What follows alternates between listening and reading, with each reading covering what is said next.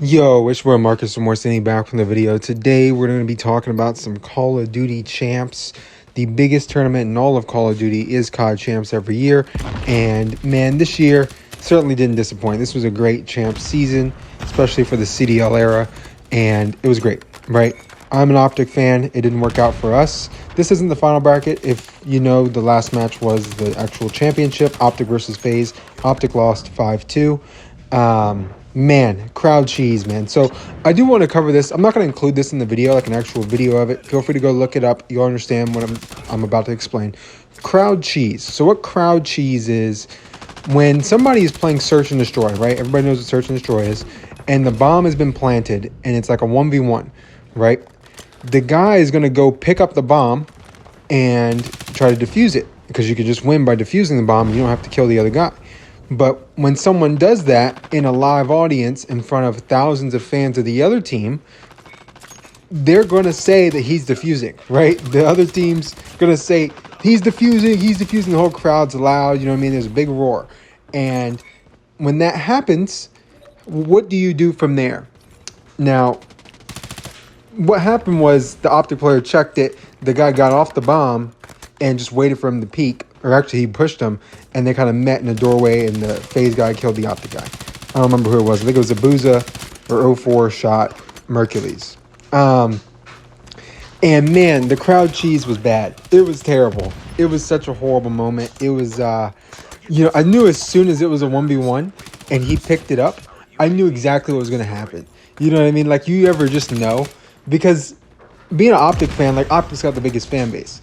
And at every single tournament, Optic's getting the most cheering and all that stuff. So you know that's going to happen. You don't know how the player's going to play it off of that. And I feel like the players should know, especially if you play for Optic, that he's not defusing that.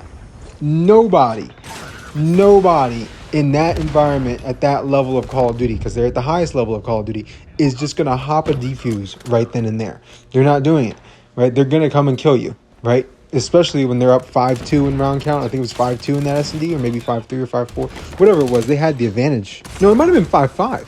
I don't remember. Either way, they're not just sticking it. It's not happening, right? But that's what should happen going forward. Like, from this Champs going forward, that should be a way to play it.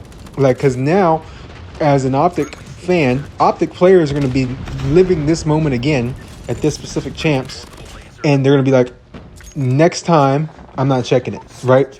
But the next time, since he's not checking it, the crowd's going to get loud when somebody defuses it, and what's going to happen? He's not going to check it, and he's going to stick the defuse and win that way, right? But the crowd's still going to be loud. You just don't know, right? It's such a weird predicament having to play the crowd like that, right? And which is why you should always do that if you are in this environment and you're playing against Optic or against the team in any probably esport where this could happen. And, you know, they have that huge fan advantage, use it against them. It'll work every time, right?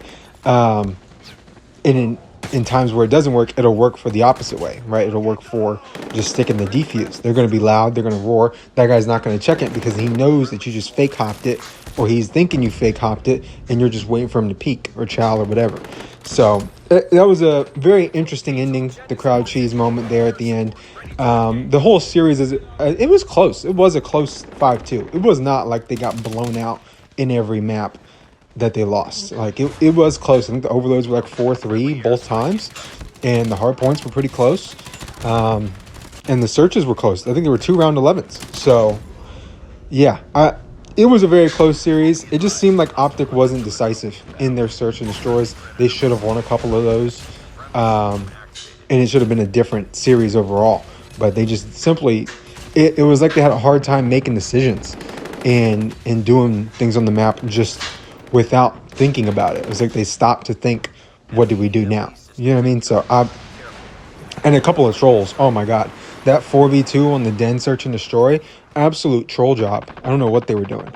But that's just that one series, right? Champs as a whole, we had a little bit of everything, which is what Champs is, man. You're always going to have upsets, right? LA Thieves being top 8, worst team at the event, not something people saw coming, right? A lot of people had LAT picked to win the event. They were kind of the best team for like 2 months of the season. So You know, you always have that happen at Cod Champs, right? Somebody's going to do it. I always remember back to Black Ops 4, the greatest Cod Champs of all time.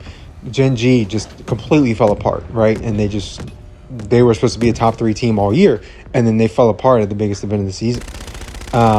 Super surprising team, which we have at every Champs, like back in BO4 when Gen G was falling apart. Singularity was just an amateur team with Kleenex and Insight, and they just absolutely ran just team after team after team and made a big run.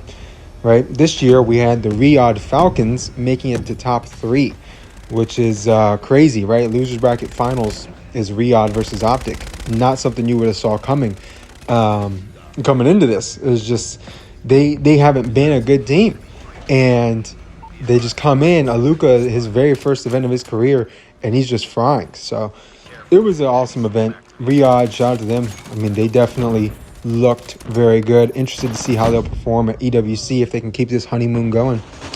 And then I think there's going to be a lot of changes. I think roster mania is going to be crazy. I've been kind of holding out for more roster mania information. See if teams are dropping people yet. Haven't seen it yet, so can't really include you all in on that. But it's going to be a crazy offseason. I think you're going to see every single team change. Honestly, I think with FaZe winning this, there's a good chance that they change. I don't know if they would actually stay with that same 4, even though they won champs. Like, when you want to get better, and I feel like they can do better than Abuza. I don't know, maybe they can get Scrap or something, but I feel like they could do better than Abuza, maybe better than 04, maybe better than Draws. Maybe Draws isn't leaving Sims, but I feel like FaZe can improve, right? They haven't scratched the surface of how good that team could be. And I feel like 04 and Abuza being those 2 Seattle guys that were choking all of BO6, maybe there's a chance they look to change. So I think there is a chance you see every single team in the league change their starting lineups. That being said, talking about some other teams in here, the Gentlemates kind of coming in top 4 is what you thought. Falcons, we already kind of discussed. G2, Koi, man. Koi, I don't know what they're doing. Koi's leadership, whoever's running the show with the Koi is a moron. Straight up. They're just numbskulled or something. I don't know. But yeah, Koi not working out. Not great there. That being said, that covers pretty much everything. I feel like the rest of these teams, Heretics, who cares? Sold all my Vamos bucks a long time ago. Yeah, should be an interesting offseason to see what teams actually care about winning and which teams don't. So thank you guys for watching. Like, comment, subscribe, turn on post notifications if you want to. Let me know your thoughts in the comment section down below on Cod Champs if you watched. It's been your boy Marcus from Orsini. I'm out of here. Peace.